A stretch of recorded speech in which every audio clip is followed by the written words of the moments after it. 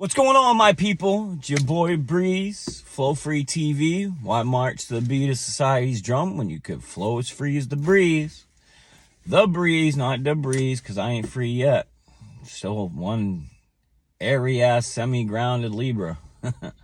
So check this out. I want to talk a little bit, give a preview of something we're going to talk about on Flow Free TV. Just something to consider. So the claim is we live in a holographic universe where every small piece of that hologram represents the larger picture as a whole. So think about this. When you plant a seed, okay, it starts in darkness.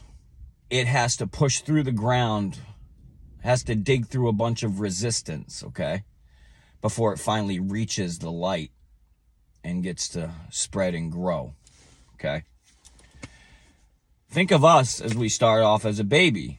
We have resistance. We are limited to what we're able to do, okay? We kind of have to push through our own type of darkness and resistance before we finally sprout, okay? See the light. Now look at humanity as a whole, okay? The past 1,000 years, okay? Humanity's been in a darkness, fighting a resistance from the people that have been controlling us, okay? We're learning lessons through that resistance.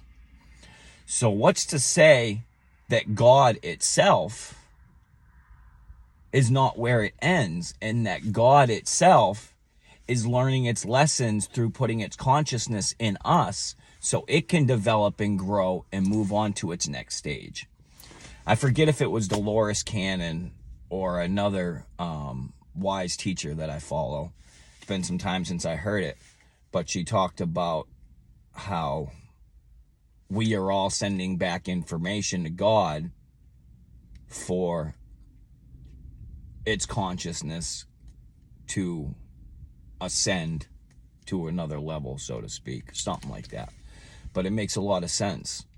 You know, who's to say that what we call God isn't just one bubble of a molecule of a much bigger entity?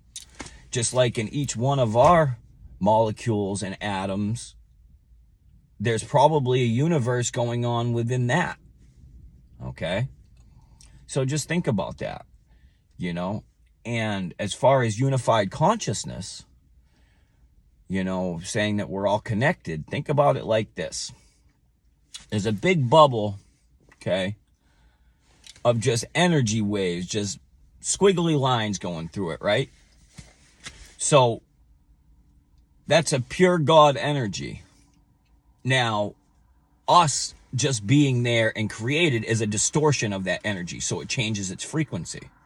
Now, when we speak, those words are energy. Those words create a distortion in that pure energy, okay? And this is what makes the different frequencies or musical notes within the symphony of the universe. So even when we have a thought, it creates an energy and ends up in that capsulated bubble of divine energy that is distorting it into what we see and call our reality. So use your words and thoughts carefully. You know, don't focus on the things that are going wrong. Focus on the things that are going right and the things you want to happen. Speak about the things that are going right and the things you want to happen.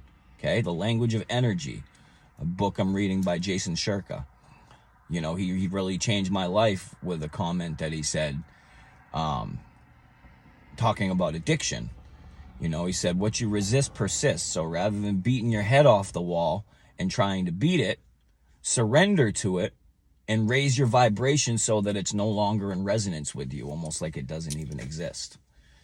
So I really put my focus into doing that, and I'm going to be showing you a meditation here sometime soon, the secret sauce, guys. And I tell you, I promise you, if you use it consistently, it will change your life. It's based around not only activating and enhancing the energy output of each chakra, but by actually fine-tuning the frequency through the thoughts in your mind as you're chanting to create that energy in the first place. Because remember, God is a combination of energy and light, okay? The light takes that energy, which creates the physical, okay, and it shapes it into the creation that it wants. So raise your energy level through doing chanting Lam Vam Ram, Lam Vam Ram, Yam, Ham, Om, and Am, from root to crown, okay? And then speak to each individual chakra and program it into what you want it to say. I'll go more into detail when I get to the studio here in the next couple days. But just a preview of what's to come. Pray for world peace and love. Love you all, guys. Don't forget, give me a like and subscribe. Help me get this up and out there, people. You know, the more we build this, the more we'll be able to help change the world. I promise you. All right. Pray for world peace and love.